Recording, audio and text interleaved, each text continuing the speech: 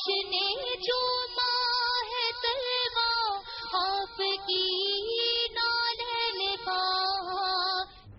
اسی طرح سے صرف یہی نہیں کہ رسول اکرم صلی اللہ علیہ وآلہ وسلم نے نباتات جمادات کا بھی معجزہ ہے آپ کے ساتھ.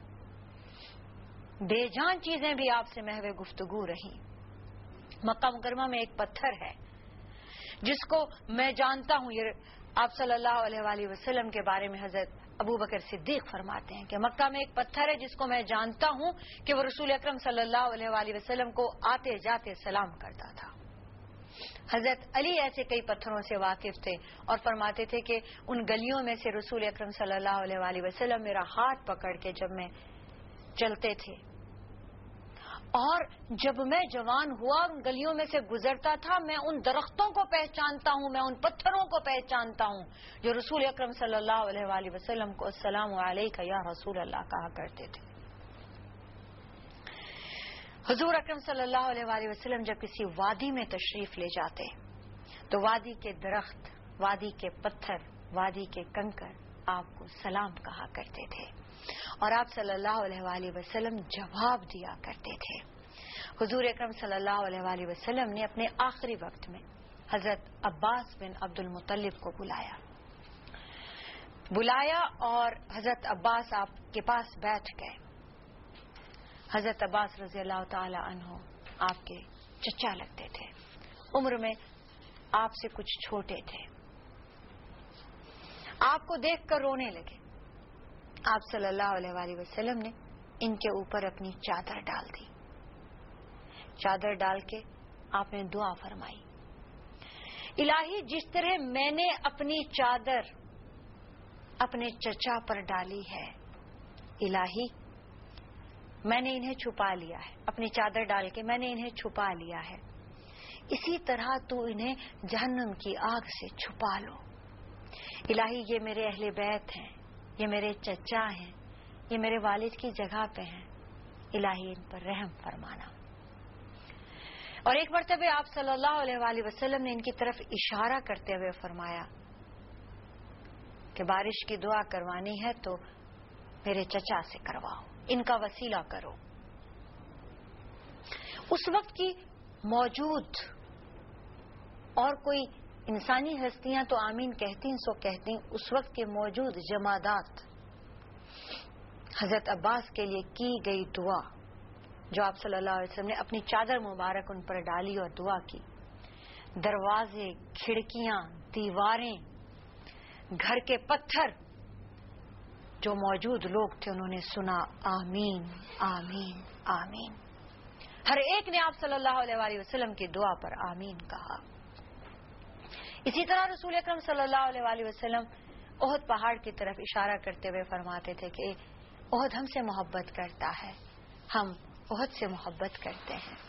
ایک مرتبہ آپ وہاں پہ چلے گئے, احد آپ کی محبت میں لرزنے لگا, کانپنے لگا.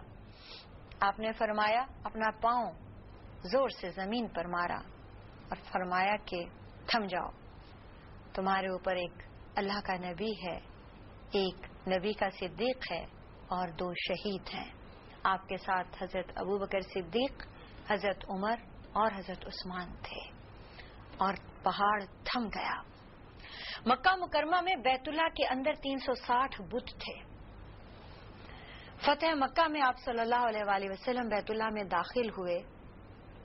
آپ نے تلوار سے کسی بت کو نہیں مارا, گرایا, کاٹا, کچھ نہیں کیا. آپ کے ہاتھ مبارک میں ایک چھڑی تھی, آپ ہر بت کی طرف اشارہ فرماتے تھے اور فرماتے تھے جاء الحق وزهق الباطل, اور بت نیچے گر جاتا تھا. آپ صلی اللہ علیہ وآلہ وسلم نے کسی کو بزور قوت نہیں گرایا. اسی طرح رسول اکرم صلی اللہ علیہ وآلہ وسلم کے ساتھ ساتھ بادل کا ٹکڑا چلا کرتا تھا آپ کے اوپر سایہ کر کے. شام کے ایک تجارتی سفر میں حضرت ابو طالب کے ساتھ آپ گئے اور وہاں پر ایک خانقاہ میں جا کر رک گئے. وہ بہت بڑی خانقاہ تھی جس میں دنیا بھر کے راہب, پادری رہا کرتے تھے اور ان کا جو سردار تھا وہ اندر سے باہر نکلتا ہی نہیں تھا. جب انہوں نے جا کے پڑاؤ کیا اس کے قریب، اور رسول اکرم صلی اللہ علیہ وآلہ وسلم بچے تھے اور ساتھ میں تھے، تو وہ راہبوں کا سردار نکل کے اس نے ان سب کو دعوت دی. اس دعوت میں سب گئے. رسول اکرم صلی اللہ علیہ وسلم بچے تھے تو چچا چھوڑ گئے کہ کہیں بہت بڑے پڑھی لکھی معزز قسم کی جنٹری ہے، بہت بڑے بڑے لوگ ہیں، تو یہ بچے ہیں، ان کا کیا کام. اس راہب نے کہا سب لوگ نہیں آئے، سب کو لاؤ. چچا جا کر بھتیجے کو نیند سے جگا کر لے آئے. رسول اکرم صلی اللہ علیہ وآلہ وسلم کو دیکھتے ہی اس راہب نے کہا کہ سنو، یہ رسول بنے گا اور یہ رحمت للعالمین ہوگا. تو وہاں کے سارے پادریوں نے پوچھا تم نے کیسے کہا؟ انہوں نے کہا کہ مجھے جب یہ چلتا ہوا آ رہا تھا تو میں نے پتھروں کو اور درختوں کو اسے سجدہ کرتے دیکھا ہے.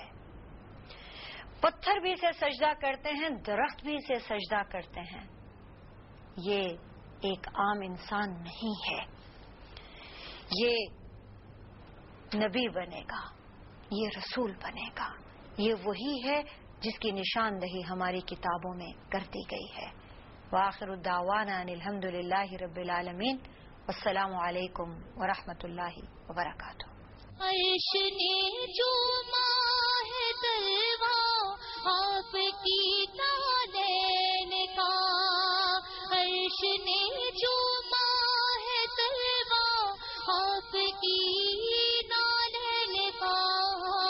یا نبی یا نبی یا نبی دیکھا یہ رتبہ آپ کی نالین کا.